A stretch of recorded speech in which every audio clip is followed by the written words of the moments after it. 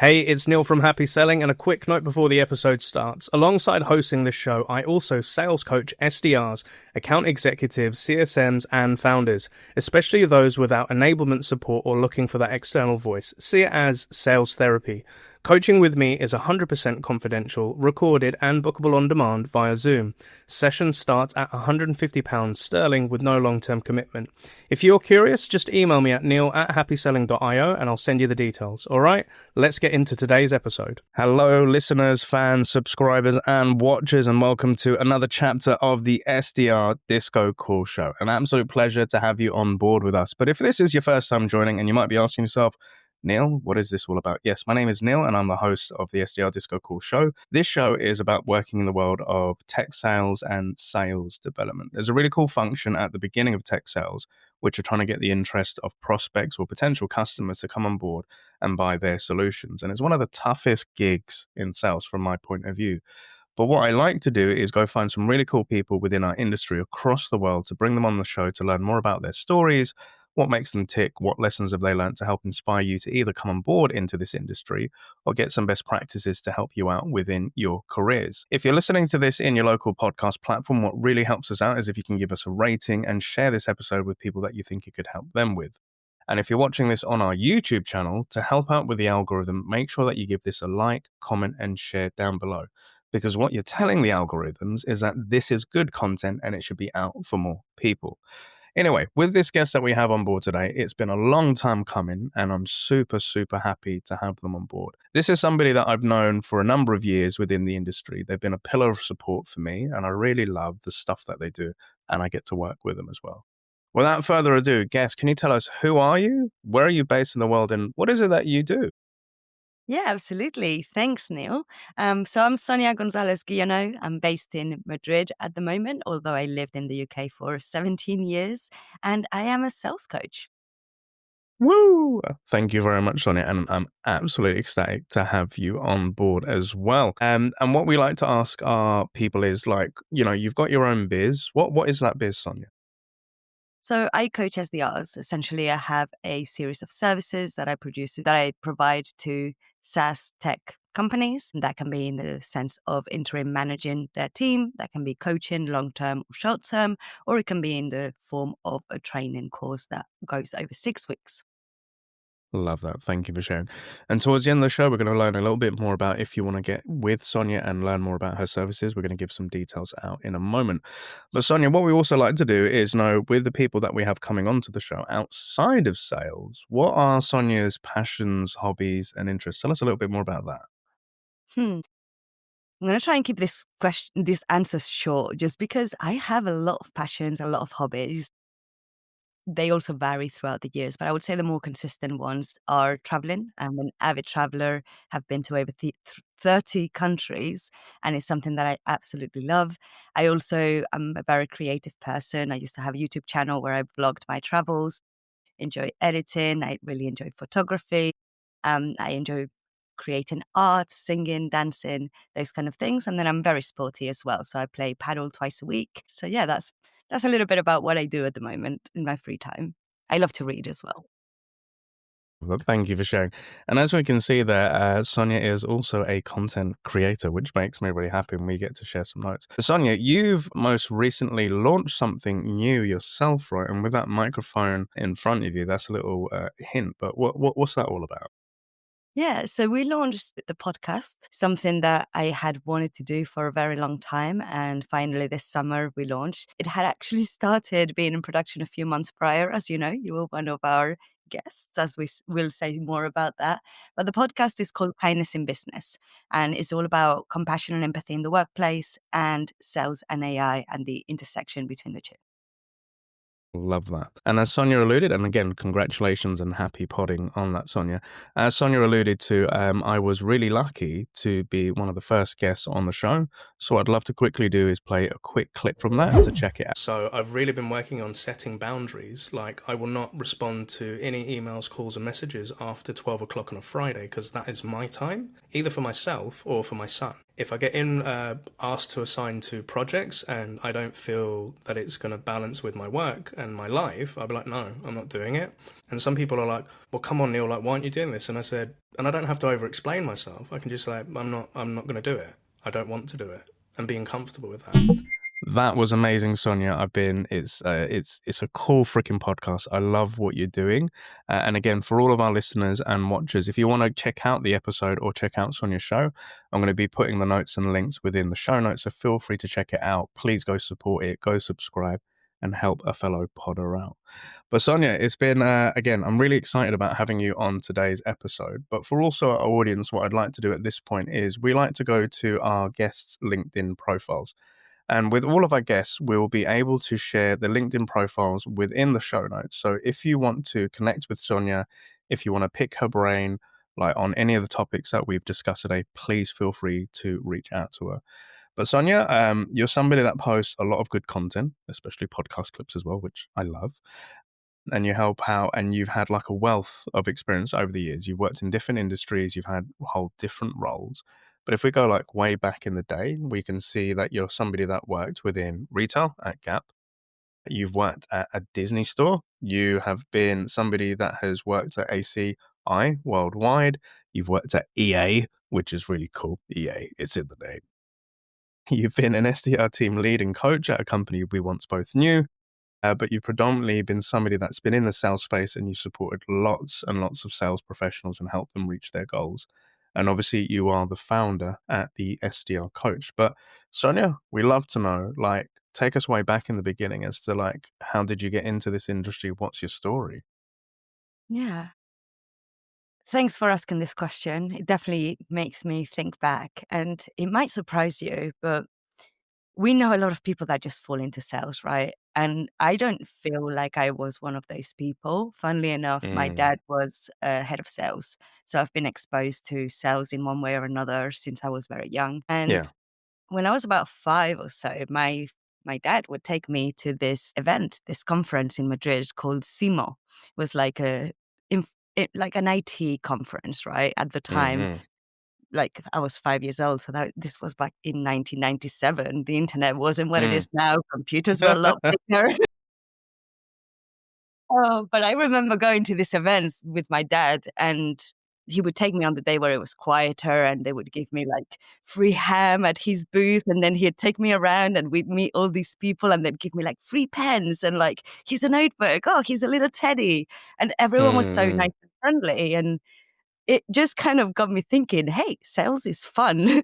Obviously, I didn't Yeah. have the perception of the full story, but from what I could Yeah. see at this young age, I was like, hey, I like talking to people. I like freebies. I like strangers, because this is Yeah. something that since I was very young, I really enjoyed talking to strangers. And I was very Mm. comfortable doing it. And not just Mm. that, but even from that age, I was very okay talking to adults. I had no Mm. problem, already had those kind of interpersonal connections. Yeah. Yeah. So that's kind of what started it all. And I would say I've always been like an entrepreneur, like an ambitious kid, someone that was always thinking outside the box. I've got ADHD as well. So I was always Mm. doing a lot of things. And I remember spending my summers at my grandparents', and I was obsessed with making bracelets and animals out of seed beads, like these little tiny beads. Cool. Yeah. I would sit on the stairs in the garden every day for hours just making them. And at first, I would make them for everyone I knew, right? All my family Mm. members had matching necklaces, bracelets, animal key rings, and all of that. But then it kind of expanded. And this is when I was about 12 years old. So, this little Mm. village in France, imagine there's about 50 houses. No, no, not even 50 houses. There's 20 houses. There's 2 inhabitants in winter and 55 in summer, or there was back Mm. then. Yeah. And Yeah. because I already knew everyone, I would go every single year. I started conversing with everyone that would walk past my little stall and ask them, Mm. you interested in a bracelet? Do you have family coming? Do you have a niece or a granddaughter or something that might want one? And then little Yeah. by Yeah. little, Yeah. I started selling them. And so every summer from the age of like 12 to 15, I would say, I would make my little pocket money just selling these handmade things that I would then Love invest that. in buying more beads to sell again. So I guess my selling background comes from an early age. And then when I moved to the UK, I was lucky enough that I was able to start working from the age of 16. Before that, I was Mm, doing babysitting, but it wasn't within a store. And I had a single mum and a younger sister as well. So I wanted to be able to help, but also have my own money to be able to do my own things. mm, mm. So I got a job at Baby Gap, and that was in my local town in Walton-on-Thames. I would Yeah, work yeah, yeah. there after school on the weekends, sacrifice all my weekends, but I didn't care because I had pocket money. I was one of the most productive people in terms of sales, and Mm, my English was improving, which for me was huge because being mm, put in those situations where you've just come from Spain, your English is not that amazing. This had been a year in already, but being able to have all these situations and being able to speak to Spanish people and French people and all of that really actually filled me way more than studying ever did. mm, And so when time came to go to university, I had to leave my job. But soon enough, I found another part-time job at university at a Disney store, sorry, where I mm, was for the whole duration of my university career.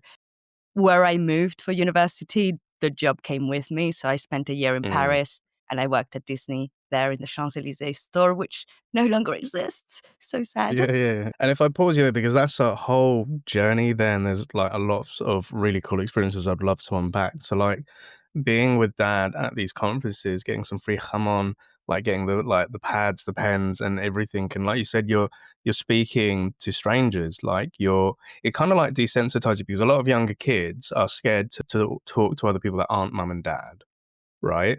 And I can kind of relate that to an extent because for me, my mum was a singer. So I used to go on tour and roads with her, and I'd meet a lot of different musicians, and I'd be talking to lots of adults. So I think that's what's helped me in older life not be afraid just to approach sort of people as well. But then you took your entrepreneurial skills of like creating these bracelets and then basically setting up shop, like selling, like during your like summer holidays to earn a little bit of money. And that also reminds me of, again, it's not on that level, but I remember when I used to be with my mates on my street, we used to like try to sell ice creams and Coke floats. And I remember actually like writing on a bit of card, like saying it'll be like £1 to buy it. Nobody wanted to buy stuff. It looked disgusting, if I'm honest with you. But it was that thing of you did the other thing of you got the money, but then you invested it back into the beads. And that mindset for a younger person, not everybody thought like that back then. But I will be honest, like nowadays with the things of like TikTok, younger kids are earning money and good money online through social media, right? So when I see adults get a little bit annoyed with these younger kids are earning more money than me, I'm like, if they've got it and they're going to do it and they've taken the initiative, why not? But I'm curious to know, so like that young seller of Sonia, what was going through your mind? Was this like, well, this is what dad does, or, this is just normal? Like, how did you fathom it in your mind when you was at that? I was making more than I could gift. That was Mm. simply down to it. It's something I love doing. And by the way, I still do bracelets and animals, and I've got a whole Cool. box of all the like little examples. Because at some point I had made so many that I had like little examples to show. And then I would say to people, these are the colors I have. This is what I can do. Mm. What would Mm. you like me to make? And then start making them custom. And so I Mm. think that in itself helped me understand more about customer care. I remember one of the ladies came to me and Mm. she was like, "Oh no, my bracelet broke. Can you do something about it?" And I just made her a new one. But I was a Yeah. 12-year-old and I cared about, A, my customers being happy. B, Yeah. I cared about what I was making was of enough value that people were actually wanting to buy it. Mm. Mm. And I also cared about, hey, if this is something I'm enjoying doing and there is demand, why should I stop? Right. And Mm. that demand was probably created by the fact that I was a 12-year-old, that they saw me every day working hard there, and that to them, Mm. those 3, 5 euros wasn't too much. But to me, it meant the world. And it meant Yeah. like I can do things that people want to buy. And later in my life, when I've needed it, I've come to sell thrifted clothes and I've come to sell these little animal beads. And if you go to Mm. any store right now, you'll probably find similar things to those animal beads that are selling for like 10, 15, 20, because Yeah. fashion Yeah. comes back around all the time. Yeah, I love that. And you're right because you were learning customer service skills. You were learning how to have discussions with people. You had the empathy to want to care for customers. And some people might be thinking, yeah, but it's just bracelets. But no, these were intrinsic things that you were learning from a young age, which now helps you as a business professional. So I think that's freaking amazing. And then the next bit I'd love to learn is, where you said, right, you came to the UK. So you've come from like Spain and you've come over to the UK to a new country. You're learning like more for English, right? Like learning to improve those skills and talking to stuff. What was it like for a lady coming from like Spain and then coming to here and growing up in a different country and learning those languages? What was that experience like for you? It was tough. It was Yeah. tough, but it was also very amazing. I saw it as a fresh start in a lot of ways. I wasn't very happy with the life I was leaving behind. I had been bullied at school. My parents had just got separated. I felt a bit Mm, stuck in my small town, and I wanted to get out of there. I didn't really care what that looked like. So when the opportunity came for my mom to move to the UK, I was like, I'm coming. I had come to the UK once before on an exchange. And when I was in London, I remember being right by London Bridge and saying to my friend, one day I'm going to live here. And then that mm, opportunity came literally a year after. So I mm, had to jump. And I knew that speaking English was really important if I wanted to be something in life. But mm, at the same time, I wanted to be with my mom. I wanted to have a new challenge. And so the first year I went to a Spanish school, which made the mm. transition easier. But I was just turned 15 years old. I lived in Walton-on-Thames. The school was in Ladbroke Grove. So I had to go all Mm, the way to Waterloo, yeah. get through different trains, undergrounds with my 7-year-old sister, which in Mm, itself made me so independent and made me grow a lot and made me like I had to face challenges where the underground wasn't working anymore and we didn't have the internet in the same way, or if we did, yeah, it yeah. wasn't working underground. And so I had to figure out, how do I get to school? How do I get me and my little sister safe? And I Mm, remember at first going to Starbucks and even ordering a hot chocolate, and I would say hot chocolate or something like that, and they would look at me like, what do you want? And mm, after asking what 3 times, I would just walk off without it, even though I don't feel it was that difficult. And mm, so after a year of doing that, I decided if I really want to integrate myself fully, I need to jump into the pool and go to an English school. mm, mm, And so I went to a sixth form, which was completely different from what I knew. I was the mm, only Spanish girl in the whole school. mm, And people would laugh at my accent. And like there was a lot of things that I didn't know. There was a lot of words and expressions. I remember someone told me, can't be bothered. And I thought, that meant that I couldn't make them mad rather than like, oh, they didn't want to do something because mm, the word in translation. So yeah. like, yeah, the first year was really tough, but I do feel like by just jumping in the pool and putting myself in those uncomfortable situations and the subjects I chose drama for the sole reason of I need to be better at improv. I need to be better Mm, at just like speaking without thinking too much and just being and taking up space in a room. yeah. Anyway, that long way to say that it Yeah, was yeah. tough. But then once I got my groove, once I got my A levels, but even my A levels were a difficult time for me because in my second year I hit a massive depression. And Mm, so I didn't think I was going to get my A levels. I ended up getting them. And I ended up getting a place at university to do film studies and French, which I never thought I would with my state of mm, mind at that point. And so going to university again was a huge step. But before that, I had already started working. I had already started earning money. And so I knew that I could do the retail. I knew that I could do a good job. I knew how to speak to customers. I knew what questions to ask to understand their needs better. And even mm. though my English wasn't the best, I was still one of the better producers, right? Thank you so much for sharing. And the reason why I wanted to highlight this is because I think it's really cool to understand somebody's story that where they've had to come from another country, they've had to learn a new language, they've had to learn a new culture, and at a young age. And you're also going through the dynamics, like you said, with the family separation, looking after your sister, traveling, speaking to people. And what's really strange is, as you've been telling the story, I had a friend called Miguel who at age 12, his dad, Colin, separated with his mother and they lived in Spain and he came to the UK and he moved to our street. And Miguel had to learn English and he had to do English classes and he, went into our schools and everything. And I remember at a young age seeing Miguel getting so frustrated because he didn't understand, mannerisms or certain languages. And thinking back on it, I think there could be an element of being on the spectrum as well. Now I'm an adult and I've got my kid with who's on the spectrum. I can kind of see things. But as somebody who was born and bred in the UK, but also knowing that English was my first language, but Bengali was my second language because my parents are Bangladeshi, right? but being multilingual, he had so many other skill sets that other kids didn't have, right? And he was able to pick up on things. But I remember that struggle for him integrating into a new school, because he would tell us like in school in Spain was completely different to the way that you would have it in the UK. So I think some people don't know how freaking hard it can be. So I think it's really great that you've raised some awareness on it. Here's a really cool thing with Miguel. Miguel now is an EMEA sales director and he works for Gartner, right?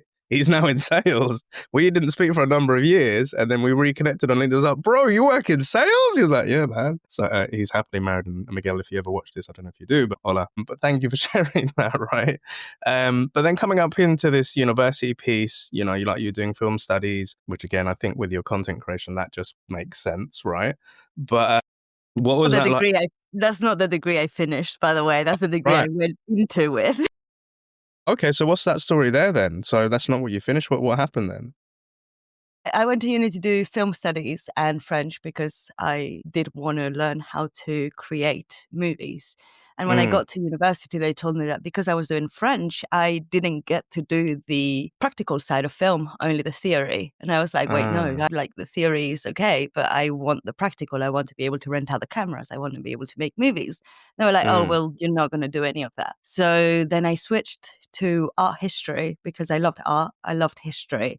And again, it was going to be a subject that was going to enable me to express what I was seeing, what other people were trying to like convey, to write essays, to again do something that I was passionate about. And I think I've mentioned this already, but I enjoyed working a lot more than I enjoyed studying.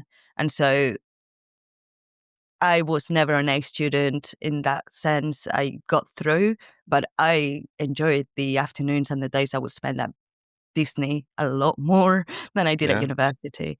I also, at that point, had social anxiety. I was living off campus. University just didn't feel structured enough for me to feel like I needed to be there. And also, it felt too easy that I didn't need to. I don't know. It's a weird thing to explain, but I feel in the UK, there's not enough hours of actual classes and actual studying and actual support. And so a lot of what you do is independent work. And the lectures aren't necessarily related to that independent work.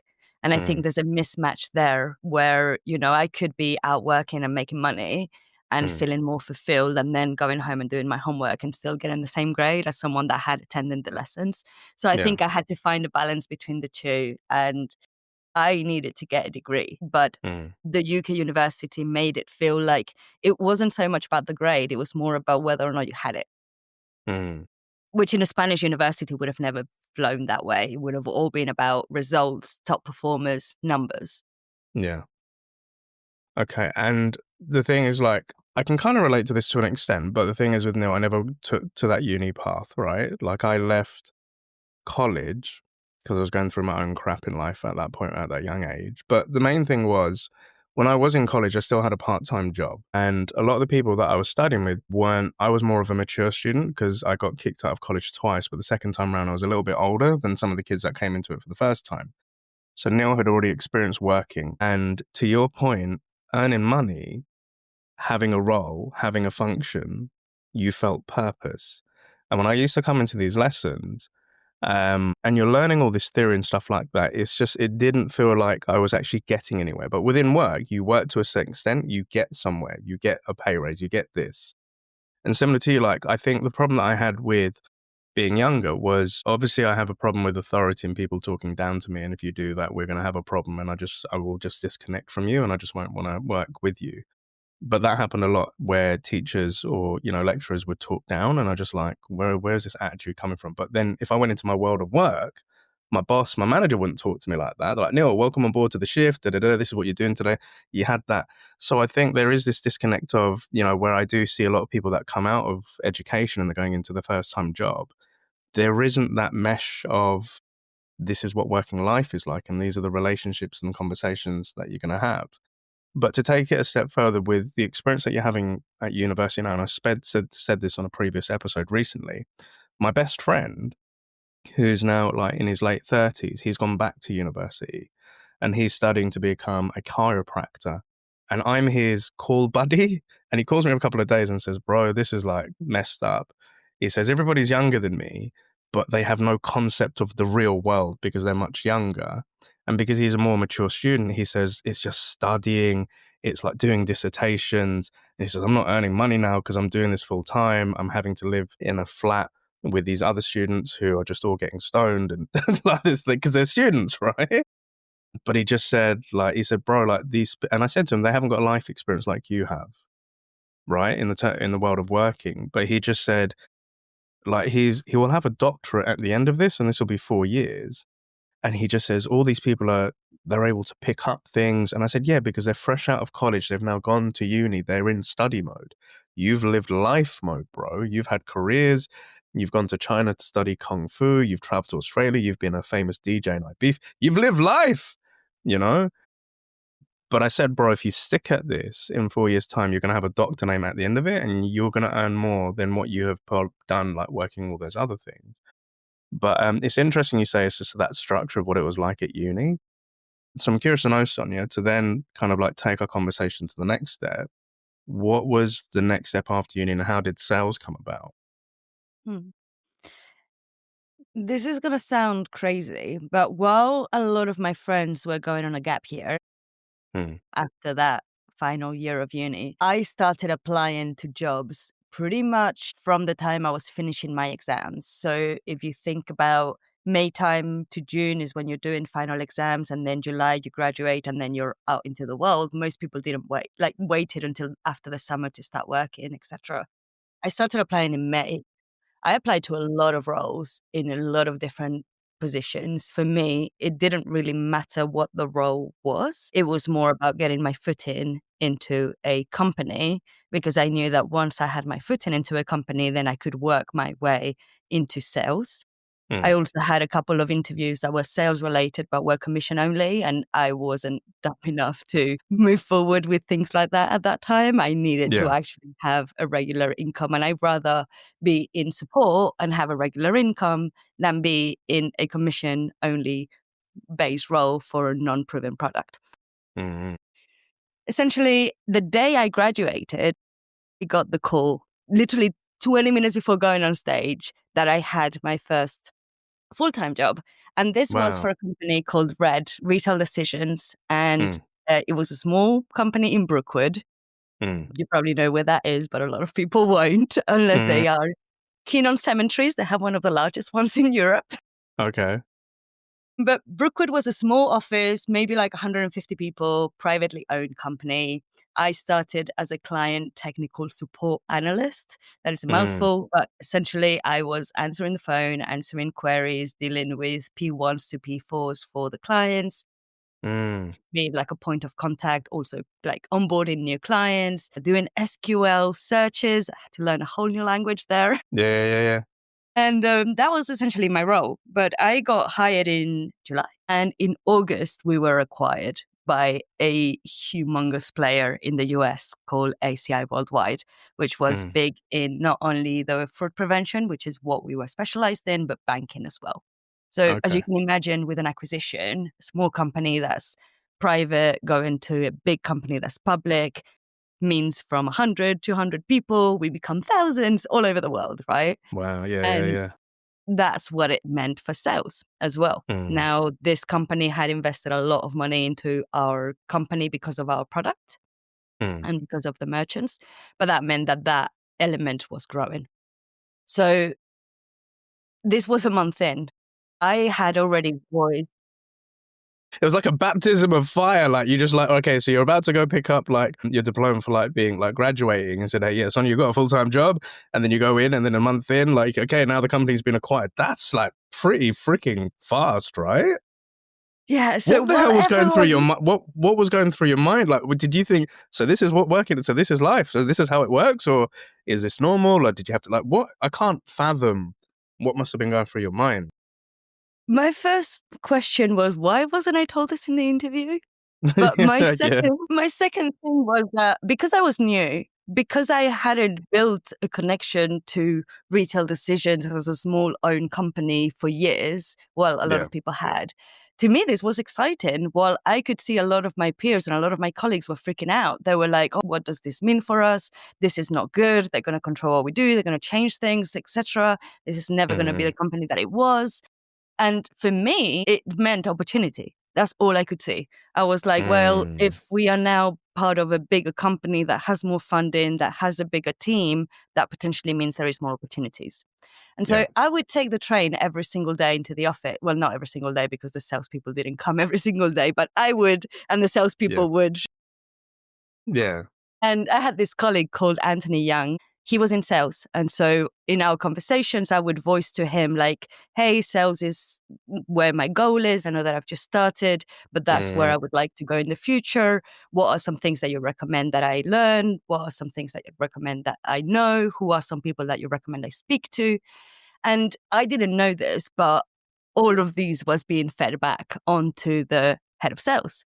Andy McDonald, who I did an interview with in the podcast and who was my boss and one of the best boss I've ever had. But Andy one day came into the office. Andy didn't come into the office that often. And I remember vividly that I saw him and I just got up of my desk and followed him. I didn't know I was following him to the toilet, but right outside of the toilet was a vending machine. I knew that Andy was an Arsenal fan and that Arsenal had played the day before. So like that was kind of like my intro into the conversation. And you did your research, you did your fact finding on, okay, keep going.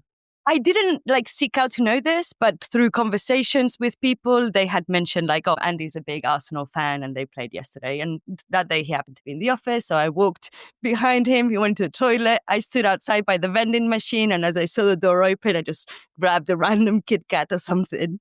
And he came out. He was like, oh, I don't know you. And I was like, hi, Andy, I'm Sonia, just like joined. And then I was like, I heard that you're an Arsenal fan. How was the match yesterday? How did you find it? Knowing that they had won, obviously. And he was like, yeah, such a good match. Are you into football? And I was like, well, I did play. I'm into Real Madrid. And that started the rapport. He knew who I was and he remembered me. And then he kind of linked the conversation to Anthony and he was like, oh, well, I've met her and she's the one that's already voiced that she's interested in sales. And that was the pin, right? After that, whenever he would come in the office, I would like make a point to say hello, have a coffee, or just like welcome him into the office. And we had a chat when the opportunity arose to potentially join the team. And because I was so junior into corporate life as a whole, he suggested that I join as a solution consultant. Reason behind this is because I was onboarding the clients. I already knew the system in and out. I could do the demos. I could help the sellers sell better. And that was my start into sales. I know it's a long story to get to this. No, that's a beautiful story. I love, and it was pivotal.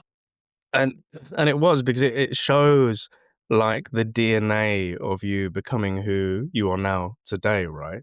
And it's weird because like when I was looking at your LinkedIn profile and we was looking at, ACI worldwide, but you being at Brookwood, and I saw technical customer support analyst, where, you said you was onboarding new customers, acquired knowledge in IT, proactively identified support client queries. So here's the weird thing. The why I find that I love this, because when I started in sales, I worked in finance, but I worked in customer support for a SaaS solution. And my job was to answer the queries of customers that had just bought. I onboarded them because sales just used to sell and they didn't know what they were logging into and any issues and stuff like that. But I wanted to get into sales. And I saw that as well, if I sit next to the salespeople, I'm going to learn what they talk about and the product. And I knew the product in and out. And the ladies in finance always said, no, you know the expert HR better than the salespeople, right? And it was Jonathan Hamer, our sales director. And I knew he's the guy that I need to talk to if I want to get a job in sales. And similar to you, that rapport building. So when we was at the coffee part of the office, and then saying, hi, my name's Neil, and I'd introduce myself and said, oh, one day I want to get into sales. But I remember like being in the office one day, and there was something at that young age, I genuinely had this mentality of, Neil, if you want shit, you need to go get it. And because I had anxieties of, talking to people at points as well, I didn't really have a lot of confidence. But I remember vividly in my younger years of being in the RBI corporate office and saying, Neil, if you want it, you need to just get up and go. So I got up out of my chair, said, "Hi, Jonathan, my name's Neil Booyan. I work in support, but I'd really like to get into sales." So, but it's like these parallel lives of people like you, people like me, we're doing these things. But when I hear other people do it, it makes me happy to hear that, oh shit, so they actually did that stuff. And that's why, just finding those like kind of synergies. But I think what was really cool where your boss, Andy, noted that because you had that experience to become like a solution consultant, an architect to support those salespeople and getting it. That isn't a long story. I think that's a freaking cool story, dude. But I think where you also, you came into a company where that was going through the acquisition and everybody was panicking and headless chicken mode. And I've seen that in companies where I've been. But similar to you, I was in my first startup and I remember we had 11 SDR managers in 1 year because they were just going around like a revolving door. I remember seeing people panic about their job. Am I going to be here? And I was like, there's opportunity because I want that job. Right. But it's being able to take a step back. But this mindset, I'm just curious, like, where do you think that stemmed from? Because I don't know where it came from in me. It was just, I just saw opportunity, so I want to go get it. But where was that for you? Where did that spark come from, do you think? I think it may come from a few places. By the way, just to give you context, so it took 4 months for me to get the offer to go into sales. So it was a very rapid process. But at this time, when I came to the UK, it was just with my mom and my sister, and I saw the struggles, and I didn't want that for me.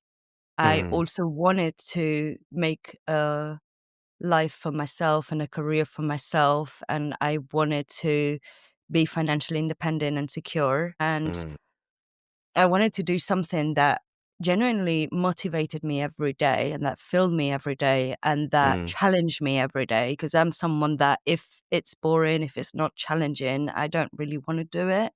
Yeah.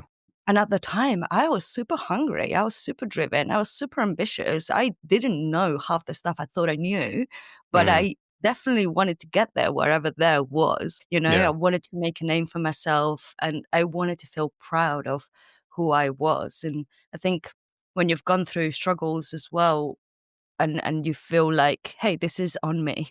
Like there's no one else to put this on. It's my path, my career. And if I Yeah. don't build it, I've never had a helping hand in any other way. Why would I have it Yeah. now? And Yeah. so in that sense, I've always been very fiercely independent and I'm one of those people that if you don't ask, you don't get.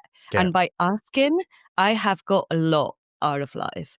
And that's not to make me sound like selfish or anything like that, because oftentimes the things I was asking for, I didn't have the confidence that I was going to get Yeah. it. But if you don't try, you definitely get a no automatically, right? And so Yeah. that's something I've had to learn in life, and I've never had anything handed to me. I've had a lot of difficulties in a lot of senses, but I've also bounced back from all of those. And so I know that I'm a strong person and I know that I am skilled, that I work really hard, like no one can take that away from me. And that Yeah. if I'm very curious, if I don't understand something, I'm going to figure it out. I'm not going to wait for someone to tell me. And so for me, all of this was an opportunity to start my career. And I remember at the time, I was 22, I saw a lot of my friends from uni still working at bars, still not really having an idea of what they wanted to do. Well, for me, it was clear. And I did lose myself later on in the path, and I got into a relationship that wasn't right for me and that did remove a lot of those things that initially drove me to Yeah. do that. But looking back now, looking at what I do now, I'm very glad that things did come full circle, because one thing I've learned is that life is definitely not linear. It goes up and down. It's a roller Yeah. coaster. Sometimes you go Yeah. through a loop and you go again and Yeah. again and you're like, oh, when is this over? I do really believe that everything happens for a reason. And in all of my breakdowns, there was breakthroughs. I love that. Yeah. And so I Yeah. don't think those things happened to me. I think they happened for me. And I definitely wouldn't be who I am today. I wouldn't even down to my values and my principles and what I want to put out to the world without all of those things having happened. Beautifully put. And you're right. Like with this resilience that I'm hearing from you, Sonia, and this thing of go and getting, if you don't ask, you don't know. Right. And I think in life, I've been in a similar mindset of if I don't fucking do this now, then I'm probably going to regret not doing it later down the line. So I need to go for it now and try it. But you'll be surprised the amount of times that you do ask for it, you will get what you want. You just have to ask. And I think there is that fear for some people of taking that step forward because of fear of rejection, of embarrassment and stuff like that. But I think sometimes when you ain't got nothing to lose, then what's the problem of asking? And I think, I've been very fortunate in my life to do a lot of cool things and been to some cool places and met some cool people and stuff. But when friends or people ask, like, how did you get that? Or like, how did you get into this position? I would sometimes sit there and think, I don't know. Actually, it's because I just put myself forward because I just asked, like whether it was music or, getting into sales or going into this. I've worked in different industries. I haven't always worked in sales. I've worked in weird places like logistics, DHL, Pizza Hut. I've worked in finance. And it was because at a young age, I didn't really know where I was going to end up. And I had this fear of I'm not going to have the career that some people have by going to university or having the qualification. Um, but it was just, I think for me, in my 20s when I started in sales, the prospect of waking up every morning, going to a 9 to 5 that was monotonous and repetitive, and then coming home cooking dinner and then putting my feet up and watching TV. At 20, that scared the shit out of me. I was like, that can't be my life. So I saw sales as a earning potential initially, yes, but being able to take me places to travel because I saw AEs traveling across the country, meeting people. I was like, oh, that's cool. And I love the idea of business and I always wanted to be in a business job. So that's where it was just like, well, I need to take this jump now because that could maybe get me to that place. But I would hate to think of if I didn't take those leaps that scare me. And you're right. I love how you say like your breakdowns bring about your breakthroughs because yes, I think I've now learned in life, you have to hit your rock bottoms before you propel up. So I'm now in the mindset of because shit happens in my life, I go through horrible dips, right? I'm not going to lie. But those dips, when I'm in them now, I'm like, I wonder where this is going to take me because things are going to balance out somehow, some weird way. I don't know how it's going to happen. But I think that's also something we should look at within careers of sales. I think for a lot of our audience out there, where if you're SDRs or salespeople and you're not hitting targets and you get canned from a job or perhaps you're being put on PIP, that shit builds you, Yeah. Oh, right? yeah. That it will transform you. Because again, thinking back, there were times when I was an SEO, I didn't hit targets and, I had my manager breathing down my neck. Or when I was an account executive and, I wasn't successful to my last quarter, that brought me about going into customer success, which then took me on to thinking about, hey, I like training people. Why don't I launch a sales train? It's those bottoms that like propel you, right? But as you said, you've been in some environments which haven't been healthy and, Mm. you've had relationships which stripped things away from you. I've been there, bro. Like in hindsight, but then I also say to myself, I had to go through that to then become who I am. But what were the sort of challenges or struggles that you were going through, like in sales career time, Sonia? Hmm. Yeah, I think I'm going to focus on two. There was definitely more, but there were two that made me ultimately quit sales for a little bit and go into Mm, something completely different. So mm, I did stay at ACI for nearly 4 years. I graduated onto associate channel partner manager and then onto channel partner manager. I was responsible for my own partner accounts. I was hitting target and exceeding it. I was bringing in new business. Love my job. Love what I did. However, there was some elements that I wasn't so comfortable with. And for example, being a woman in sales and being a young woman in sales, right? I think that in itself was more of an issue 10 years ago or 12 years ago than it is now, even though there mm, are still issues now. And I think because I was so young and because I was a woman, sometimes I wasn't always taken seriously when walking into a meeting with a room full of 40-plus-year-old men, right? mm, I think that was uncomfortable, but actually, you know what was more uncomfortable than that? Having the women in your own team that were older than you act disingenuous or fake or even go behind people's backs and things like that. I mm, found that actually quite hurtful. And I think even though I was a strong individual, even though I was ready for the corporate life and I was really good at my job, I was still a very mm, sensitive person. And I really struggled with not being liked for things that were outside of my control, for example, Mm. or people feeling jealous or threatened, and for things that I didn't realize at the time. And now looking back, I can see some of the elements and why some of the things were done. But I do think that is something I've tried to, in all my work environments, help people with, in the sense of Mm. making people feel comfortable, making people feel seen, making people feel like they are valued in a space. Because honestly, some of the things I faced, I'm not going to go into details, but were very Yeah.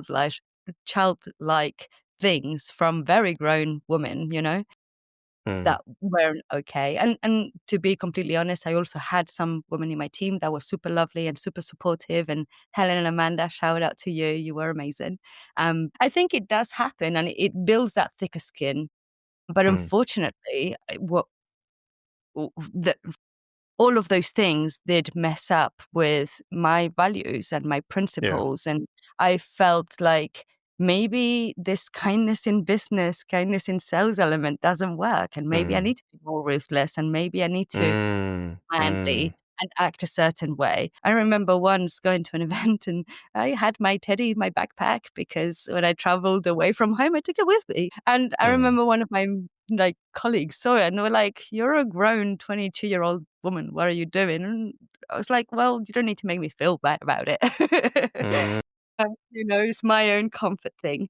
But anyway, so there was some things in the workplace that could have been better in the sense of supporting, more mentoring, more coaching, providing more support to the younger people.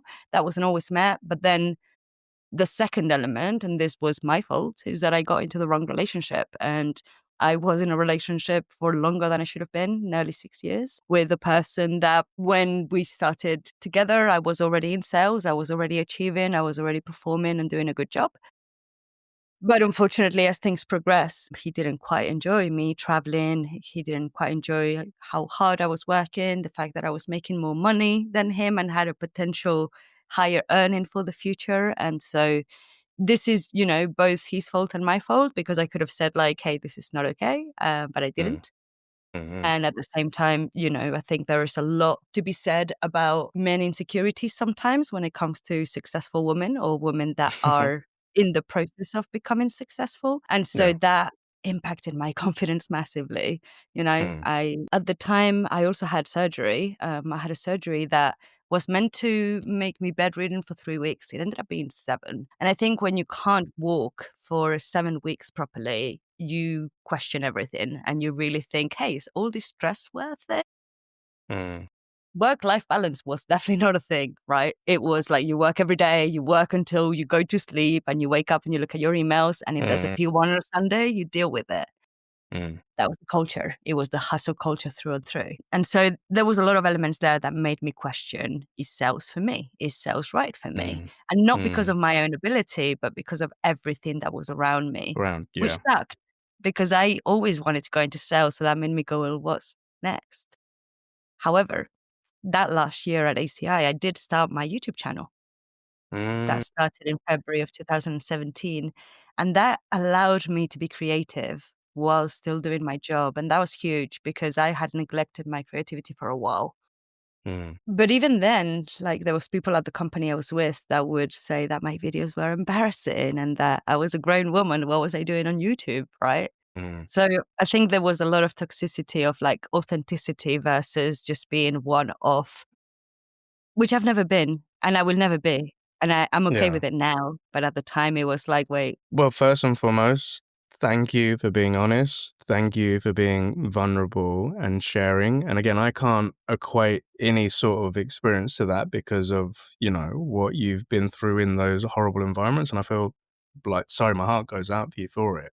But then the other part of me is proud of you for fucking surviving that and getting through that to become the beautiful person that you are. And there are like segments of it that I want to kind of like think about and just like give my thoughts back and soundboard on. So with, like you said, being a young woman within this environment where you've got people more senior than you and obviously having more senior male colleagues in their 40s plus, but then also having these female people alongside you that are on, that age that just aren't helping out a younger woman. Like what kind of pisses me off is I've experienced this in different orgs I've worked when I used to work for local authority. Because you were older, you were more senior, you just wouldn't be able to question those people because they just got shit down. And I remember being the younger guy in this and outperforming them in their roles, and the disdain from them and the annoyance of like, well, why are you doing it this new way? And I just used to think, you're thinking so backwards. Like, there is a better way we can do it, and I would love to share this knowledge with you. But because they saw me as a junior person, they didn't want to open up to that. Again, I can't relate to it on a gender basis, but I can feel like the frustration, and what annoys me is where there are people stuck in their ways that don't like change. But what I've come to learn in life is those people, if they don't adapt, they will no longer be within that scene or that industry. So they will take out care of themselves. But to be that young person, that voice that hasn't been developed yet, that must have been very fucking hard for you. So again, I'm sorry to hear that you hit it. But then having, your own female counterparts not backing you up, that must have like pissed you off. And again, I can only relate elements of things. And what I mean by this is I've been in companies, and again, this isn't on a gender basis, but it's on a race basis. As somebody who is South Asian, a lot of the times, because my hair was shaved back, people didn't know I was Asian. They thought I was either Filipino, Afro-Caribbean, or something like that. The racism that I used to hear towards people of Asian descent, and they would make comments, very old school senior people, but I didn't have the voice to like stand up or say something. And I was like, rah, do you really go on like that? Nowadays, if you said that shit, if anybody says anything like derogative, I will have words with them. Right, I will select whether I'm working with you or not. But going through startup life, I heard it quite a lot of times. I'm not going to lie, right? And I've heard it from people that I'm working. If I hear it nowadays, I don't say anything. I'm like, cool, I'm not working with you. I won't talk to you, and I just block them out, right? And also the bit that annoys me because I've been through it as well, the relationship side, where the other person becomes intimidated and insecure about your success, where a relationship should be, celebrating your successes, like rooting for you to go on, to go earn that more money, go travel and stuff like that. And I think in the world of business, on a personal level, I've met people like that, where they're insecure, and you're not trying to outdo them. You're not trying to make them feel small. You're just doing you. But it's unfortunate they feel insecure, but they want to have a go at you for that. And I've been in toxic relationships with that. I remember once, we're getting personal here, but this is my show, so we can do what we want, right? I remember once I was dating somebody and I was besotted by them. I really liked them, and I'd been single for quite a while. And one day I took the half day off to just go up to their office and go take them out for lunch. And I remember when I turned up, they're like, oh, what are you doing here? And I said, you know what I wanted to see today? I wanted to take you out for lunch. And he said, oh, it'd be nice if I could just take the day off. Or, they would say, oh, your life is so easy because you can just pick and choose where you work. But in my head, I sat there, I was like, but do you know how many fucking years I've had to work my ass off to be able to take that privilege of doing that off? And I'm actually coming to try and brighten your day. And they used to make me feel guilty for the life that I had. But I'm like, but do you know how long it took to get to be able to do that? And I'm trying to bring some niceness. But even in organizations that I've worked with, Sonia, I've gone into some companies, whether as a freelancer or, as a sales coach, and there have been other salespeople that are insecure about me because they're like, who's this outsider? And they're trying to steal my job. And like, who do they think they are? And I'm like, I'm not here to steal your job. I'm not here to compete. I'm here to help you. But we go through those things. But I think, again, like you said, everything happens for a reason, because I'm like, I've had to experience that so I can identify those people, but I can forget about those people and help the people that actually then do need the help and so forth, right? But again, we've got a bit personal here, but I like it because I can relate to some extent of those experiences. But I think it also builds empathy in you when you see it happening to other people. And it helps you connect with people on a different level. And I think that's what makes you successful and like a great coach that you are, because I think they say those that have gone through the most trauma have the most empathy, and they can really help other people that are going through these things. And sometimes you can spot things in people that they haven't spotted yet. So I think I've been in sessions or coaching or being a manager or, being a leader when I know somebody's not cool. And I've had conversations with reps where they've had issues going on at home, or they've lost people in their life, or they're worried about their job and their mental health is not on point, where the other leaders are just like, what's wrong with this person? I'm like, I think I know something's wrong here. So I'm going to put out a hand and an olive branch and say, are you all right? Is everything cool? And if they can be open and honest with you, I love it if they can share. But yeah, but like, as you said, also you had some great people that did support you and you gave your shouts out to those people. And I think those are the beautiful people that also make you realize it's okay and things are going to be cool. Because I think we had a chat a few weeks ago of like, life can be stressful, but how do you keep going, Neil? And I said it's sometimes just finding those magical sparks along the way of feedback, nice people. That's what perpetuates and helps keep it going. But also another point that I want to come into, Sonia, if we're called to, is like, how did you get into this coaching bit? So how did you go from somebody that was a full-time employee and how did you make that leap into the beautiful work you do today? What's that story? Yeah, we spent a lot in the early days, which has been a thick walk through memory lane. But to cut it short, just to give you that kind of context of what happened after that, Mm, I quit ACI with 4K in my savings, thinking that was going to be enough. While I was continuing with my YouTube channel, took on like photography gigs, London Fashion Week, etc. mm, mm. 7 months later, I joined EA. I was a studio manager or like a Yeah, production yeah, yeah. coordinator for them for one of their studios called Ghost with 3 locations in Europe. And after that, COVID hit. And so we had COVID. I worked from home for a bit, but my work was no longer challenging or rewarding. I had also gone through the breakup of that relationship that didn't want me to be in sales for like 5, 6 years. Mm, And I decided, what's next, right? I'm on my own. I need to figure out my path. I need to figure out what I'm good at, and I need to move forward with that. And so I actually called Andy McDonald, who we spoke about earlier. mm, And I just had a conversation with him. I asked him, hey, Andy, why did you hire me to go into sales? What was it that you saw about me back then that made you think I mm, could be successful? Because I needed almost that reminder of who that 22 hungry, driven, like ambitious year old Sonia was, because at that mm, time I was a bit confused and lost.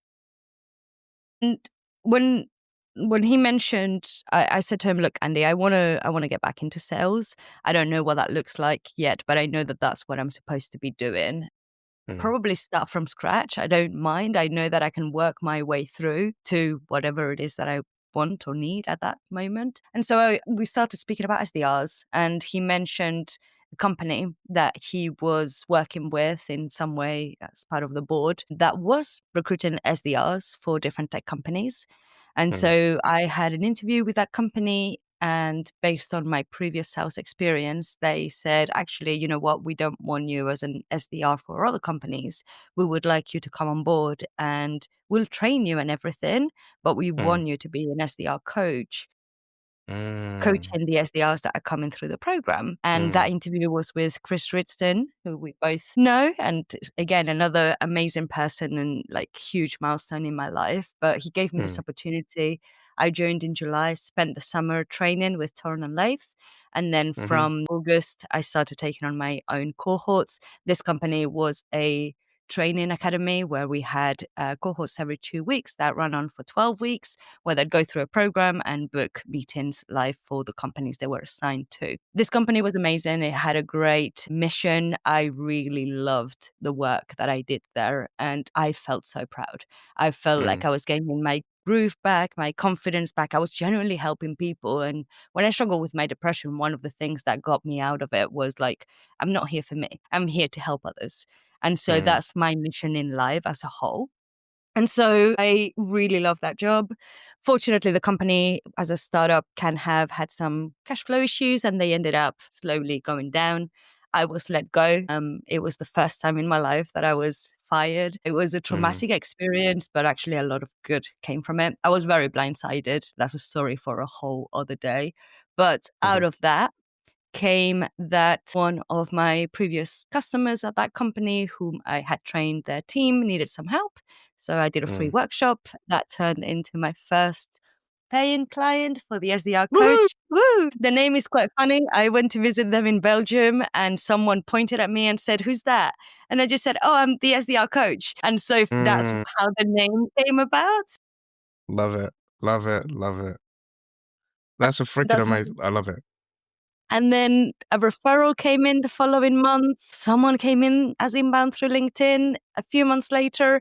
And so it's now been 3.5 years where I've continued to coach and help other SDRs, AEs, sales teams through a variety of clients, customers, all through my sales coach. It's something that I didn't think I would be doing 10 years ago based on like what I knew.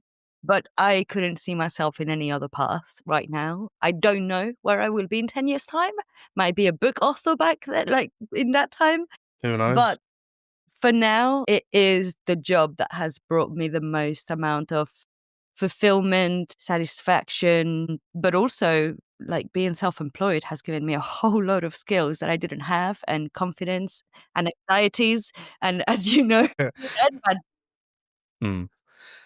Again, Sharon, and there is a topic I want to come on to in a short moment to kind of wrap up this chapter today, is like the reality of being self-employed and doing what we do. And I'll come to that in a moment. But the things that I love about your journey, Sonia, there are so many crossroads where at points we had met or we were in the same sort of spaces, but we weren't aware of each other. So we were both nearly very close to like a training, like a business, like helping SDRs and book meetings and get their careers. Like we had touch points or like passing moments in our careers.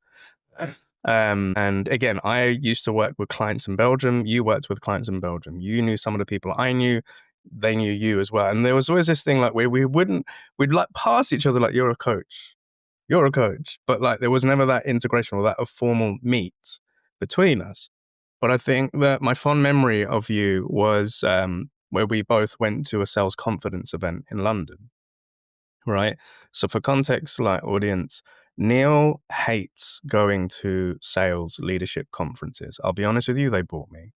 Right. And this is going to sound weird because that is potentially my ICP, but I don't like, this is going to sound weird, but a lot of these events that I have been to, it's these sales directors like who's got big dick energy and they're talking about this. I'm more fun into like the prospecting. I want to know what's going on. So my crowd are the SDRs. That's where I want to go. So I'd been invited to a lot of sales leadership events and I declined them because I'm like, if I'm going to spend my evening and my personal time, not my sales time, but my personal time, I'm not going to go to those sales leadership events. I'll go every now and then because you have to as a business owner, right? But this was the first event where it was SDR focused and the audience are SDRs. And I'm like, yeah, that's where I want to go. And I remember we went to the Crypt in London and to be honest, anxiety come up in me because I'm like, I don't know any of these people. I didn't really know too much about sales confidence then, but James invited me. And there was this element where I almost cancelled not going because I'm tired. I've been coaching all day. I've been training. I just want to bum out in front of the TV and just chill. But I said, no, Neil, this is your ICP, so go. And I remember coming down to the event and then I'm seeing, like, I think Nia from my sales coach, she was on the stage and I saw a couple of people from Cognism that I recognized that I'd coached via MSC and shook some hands. And I was actually meeting a prospect there as well. But then I looked to the left of me when I'm standing at the side of the stage and I look and I'm like, it's Sonia. And I'm like, oh shit, it's Sonia. And we finally got to meet, we got to hug and talk. But I just remember that was like, it was really good to meet you, like to hug you and say hello, to say, so you're the SDR coach and I'm Neil from Happy Selling. We got to finally meet and have that there. And I think it's been a blessing where we've been able to catch up over the last few years and compare notes. So again, big fan of you. That's what I'm saying to our audience, right? And you do some amazing. By the way, I'm a big fan of you too. And I remember that event very vividly. And I'm a socially anxious person. People wouldn't tell that from the outside, but it's something I struggle with. Once I'm in it, I'm okay. I can like get through it. But the going to is always the hardest bit. And so to me, seeing you there and seeing you at other events after that was always a friendly face. It was someone I could just be myself around. And I appreciate that. And I think that the sales confidence events did bring that together of like all these different people that were all in London that we got to meet. And this particular one was the awards, right? It was the 20. So there was Nia, there was Brian. Yeah. So that I think it was a really good time. But I've got a photo from that event. I had that red top. So I remember vividly because I was doing the trophy things and then you were there and I was like, oh my God, finally. We get to meet. I love her. You're right, but it's always nice to find a bestie at those events that you can go to and be like, oh, somebody I know, somebody I can talk to, right? Like, I love that. But the next bit that I just wanted to like touch upon is because we're both SDR coaches, we're both business owners. In essence, we do the same thing, but we're really cool where we can talk to each other. And this is like, historically, people like us wouldn't chat because we would see each other as competitors. But I Mm. don't believe in that world. I'm like, there's enough to go around to eat. And if anything, we should be partnering with each other and helping each other out. But you and me have had some really cool, candid conversations about this self-employed life. And the reason I want to ask this question is, a lot of people I've coached or trained over the years, they come to my inbox, and I had one literally yesterday where they're like, Neil, I'm thinking about going into my own SDR coaching business. I'm like, cool. Part of me feels sorry for them because I'm like, you have no idea how fucking hard this is. And this is scary as hell, and it's not glitz and glamour. And the other side of me is proud that you're now taking the leap to do that thing, right? And you and me have spoken about worrying about contracts, when's the next client coming through, and, should we pack this all in? Because there's many a time that I've just wanted to throw the towel and think, I can go get a 9 to 5. Life would be easier. Do you know what? Maybe I might become like one of my thoughts have been maybe I'll become a primary school teacher. That's where my thought has sometimes gone because I want to help kids. I love kids. I want to help people learn, and it's still that teaching thing. But like Happy Selling is 8 years old this week. But I'd love to ask you, like, what is the reality for anybody that's listening into this, thinking, "Hey, I want to do what these guys do." What is like some of the scary things that we go through, Sonia? Hmm. I think it's a very good question. And I think the reality may be different for different people, depending on their situation, depending on their experience, depending on how they launch. Hmm. For me, personally, I didn't have the expectation of building this business when I started it. It kind Hmm. of just fell into place and continued to move forward. One of my biggest skills is that I'm very adaptable. And so if something's not working, I'm very happy to change it, to try something new. And if that doesn't work either, then try something new again. There's a lot of things I've tried that didn't work that people have no idea about because it didn't work. Right? Hmm. And so I would say, first of all, have a real why. The same as sales. If you don't have a real why as to why you want to be a coach, then you're not going to do it for long enough. Hmm. The second thing is if you want to be a coach, you need to want to be a coach, not just for yourself, but for others, Hmm. right? That's Hmm. what a coach is ultimately. And you're going to be helping a lot of people, and not necessarily they're going to be helping you when you need the help because it doesn't work too well. Yeah. Yeah, yeah, yeah. I would say the other thing is that you need to have enough confidence to sell yourself and to sell your services because that's your product. That's what's Mm, making you money. mm, But you also need to be aware and you need to be realistic with the expectations and what is happening in the market. It's not mm, just you. There's a lot of people now doing what we do. And as we say, we're yeah. not competitors. But for me, I am my biggest competitor. If I'm not improving, if I'm not being better than last year, then my clients will go to someone that has improved and that has continued to evolve. Mm, And so those are the main things. But I will say it can be the most rewarding job you've ever had, and it can be the toughest job you've ever had. It's also up to you how you balance it out, how you price yourself, how you run your contracts. I've seen a lot of people burn out very quickly because they weren't thinking long term. They were mm, thinking about this month. But the thing is, if you're self employed and you're only thinking about this month, you're screwed. You need to be mm. thinking about the whole year. You need to be thinking about quarters. You need to be thinking about if this all came to a stop right now, What would you what do? do I do? Yeah. And so I have plan A, B, C, the whole alphabet. It doesn't matter if A, B, and C don't go to plan because I'll go to D, E, and F. And Mm, I've always got backups. I'm always continuously improving myself, improving my skills, doing courses. Again, things that I'm not necessarily talking about, but that mm, continue to make me better at my job. The same with reading, getting knowledge, speaking to people that are doing the same thing. I would mm. say, like, even though it is a solopreneur job and you are doing it alone, the quote still applies. You need people around you to go further. You can Yes. go faster alone, Yeah. 100%. Yeah. But it is no joy to be standing alone on the top of your mountain on your own. And Mm, one of the things I've learned that people may not realize is that it can be the loneliest job ever if you let it. So you need to have enough self-awareness that A, you're not the best. You're not here to teach anyone anything, really, right? Like, yes, you can help them. Yes, you can give suggestions. Yes, you can train on things that have been known. But ultimately, if you're not really focusing on the person, on what they need and how you can help them, you're not going to do anything. And it is tough. Like, I've been a personal therapist to a lot of people, and that means that I need my own therapy too in order to deal with life. And it also means that some days your anxiety gets so high and you're so worried about the next 6 months, and then 3 months in, you're like, oh, what was I worried about? But it's not for everyone. And if you're not able to be self-motivated, if you're not able to work on your own, if you're not able to believe what you're doing, then you're going to fail. And if you're not okay with being uncomfortable, you're going to fail.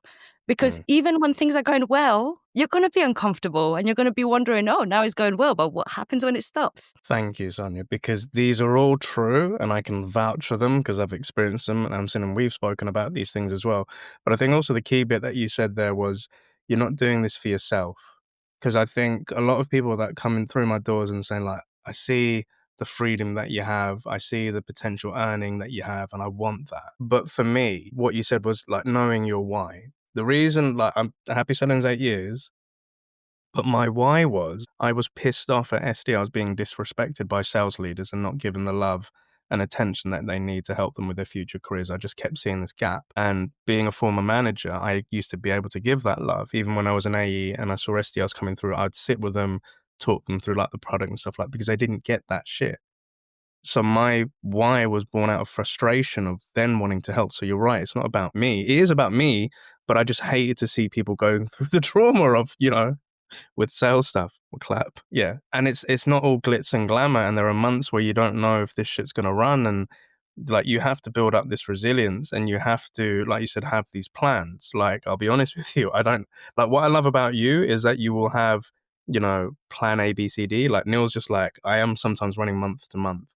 Or I don't have the backup plans, and I've learned from you like having your savings and thinking about they could be those dry months. I'm lucky where I'm able to do that, but being able to price yourself and being confident in what you're doing. I know there are other people that do what you do, and sometimes I'm lucky because there are so many people doing what I do, but they haven't learned the things that you and I have learned. Which means that when they're trying to coach these people aren't getting what they want, and then they come through our doors and said, actually, that didn't work. But there is enough to go around to eat. And I think it's, good for people to connect. So yeah, like if you're thinking about going into this biz, like go for it, but speak to people that have done it, get coaching. And you're very right we talk to people about their problems. We need our own coaches and therapists to help unpack that. Because talking to 30 to 40 people a week, you're absorbing. I was talking about this at a coaching day yesterday in London, that we need to offload a lot of the things that we take on board as well. But I think this is definitely going to put a pin here because I think we do need to have an episode where you come back in because I'd love to talk about these things even further, Sonia, with you. But we've got 2 questions for you before we wrap up today. Number 1 is, if people want to learn more about Sonia and the SDR Coach, where can we find you? How do we get in contact with you, Sonia? Yep. So you can find me on LinkedIn, Sonia Gonzalez Guillonneau. I am the only person on LinkedIn with that name. So it should be straightforward as long as you can spell it. If you can't spell Guillonneau, then I would say you can email me at sonia@thesdrcoach.com. Simple. Love that. Thank you. I love how you say it because, I'm the only Neil Bouyan on LinkedIn as well. We've got like a very similar mindset in the way we think. I love that. And again, all of Sonia's details will be within the show notes to her business, to her LinkedIn profile, to her podcast, to her YouTube channel. Please go check it out and subscribe. And also, Sonia, if we were to go back to that young girl that was getting the free jamon and the free notepads in those conferences, right? And you were able to stand on stage and you can see this young Sonia sitting in a chair looking up at older Sonia. What 3 bits of advice would you give that young Sonia? When you said that, it just brought me back. I used to have this one conference, they gave me this one pen that was like a bird, like an ostrich or something. And then the feet were like where you put the pen. And I don't know, it had like a bobby head and feathers, and I would carry it everywhere. And I just imagined that little Sonia there with a little pen. But there is 3 things I would say. The first one is kindness in sales, kindness in business. That's work. Like, I felt like my kindness was a weakness when I started, and it 100% isn't, and it's what made me successful. And not just that, but it's what made me have deeper connections with people around me and with prospects and with colleagues, and to actually get to know them and not just the persona they brought into work. I would say the second thing is there's a lot of times that you're going to feel broken, that you're going to feel like you don't fit in the world, like your emotions are too big, like your ideas are too crazy, like your brain's going too fast. All of those are actually strengths and not weaknesses. Yeah. The problem is that the world is geared to think in a certain way and you think in a different one. It's almost like the world is running on Microsoft and you're on iOS. It's a little bit different. I love that analogy. It's a little bit different, but ultimately you could do the same thing. And the third thing is you are actually way stronger than you ever felt, and you will get through all of the difficult moments, and you will do things that you never expected to do. Never stop challenging yourself, never stop wanting more out of life and questioning what that more can look like. And keep learning, keep improving. You don't know what life will look like, but as long as you keep honing in on your strengths, honing in on your skills, and staying true to your values and principles, then you're going to be okay, regardless of what it is that you do. Now, at 33 years old, you're learning Japanese, and it's probably one of the hardest things you've ever done in your life. But 2 months in, you will have learned the first out of the 3 alphabets, and you'll be able to recognize the letters, and you'll be like, fuck, I did that. Like, yes, I did that, sorry for cursing. No apologies needed. And so I think in life, if it looks hard, there's a quote that I was told, if it makes you nervous and uncomfortable, you're doing the right thing.